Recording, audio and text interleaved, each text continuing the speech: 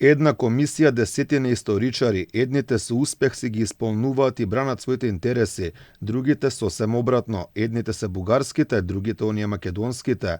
Речиси се што побараа минативе години бугарите на чело со Ангел Димитров добија, и тоа преговарајќи со македонците на чело со Драги Ѓоргиев, но тоа не беше доволно за барем да престанат навредите од нивна страна кон македонските колеги, македонските граѓани и воопшто Македонија како држава. Не сме знаеле што се случувало во историјата, сме биле прогласени за Срби и сме мислеле само на антибугарска пропаганда. Тие немаат сознание што се случувало во првата половина на минатиот век, кога населението таму беше прогласено за српско и кога имаше терористички режим, кога таму имаше страшно насилство и постојани репресии. Тоа се чини дека воопшто не ги интересира, па знаат само за пропагандата и манипулациите по 1944 година, а за жал таа пропаганда е антибугарска. За возврат на ваквите провокации бугарските историчари си го добија и се уште го добиваат она што го сакаат, па така цар Самуил, светите браќа Кирил и Методи, свети Климент и свети Наум покрај македонски во македонската историографија стана и бугарски.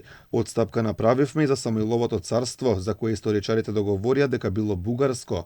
Наместо реципрочен однос на целосната попустливост на македонските историчари, сосем обратен однос добиваме од источниот сосед. Вториот човек во бугарскиот дел од историската комисија, Наум Кајчев, ни порача дека Никола Вапцаров и најголем дел од македонците биле бугари, кои живееле на територијата на Македонија, изјава што дојде само ден по отворањето на клубот на македонците во Бугарија, именуван по Вапцаров.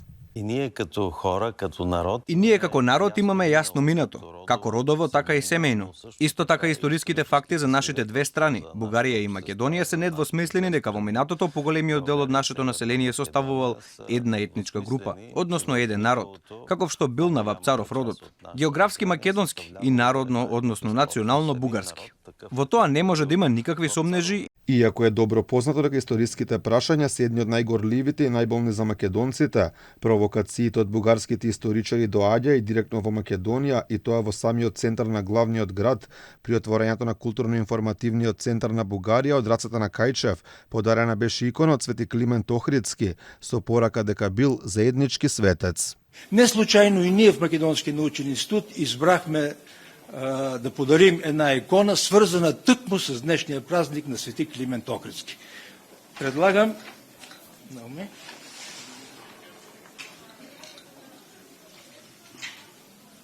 Свети Климент Охридски, всички да закриля и двете страни обмяната на културата. Заповядайте, честито.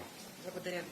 За возврат на ваквиот бугарски однос покрај реципрочноста која што ја немаше од нашите историчари, ја немаше ниту од политичарите, па дури еден македонски премиер, во овој случај Зоран Заев, порача дека сме имале заедничка историја и дека Делчев бил заеднички херој на македонците и бугарите. Ние немаме споделена историја, немаме ни вкрстена историја, имаме заедничка историја. Гоце Делчев е револуционер и за българите и за македонците, кој што се борел и за слободата на Македонија, и за Одринско, и за се. И тоа е апсолутна реалност. Одличен мегдан е нашиот историски, заеднички јунак Гоце Делчев. За разлика од македонските историчари, бугарските ни милиметар не се помрднуваат од своите црвени линии, никако не сакаат да признаат дека македонската нација и јазик постоеле пред 45-та година, а слично постапуваат и политичките сили, па после само ден од неговото отворање беше забрането и действувањето на македонскиот културен клуб во Благоевград Никола Вапцаров.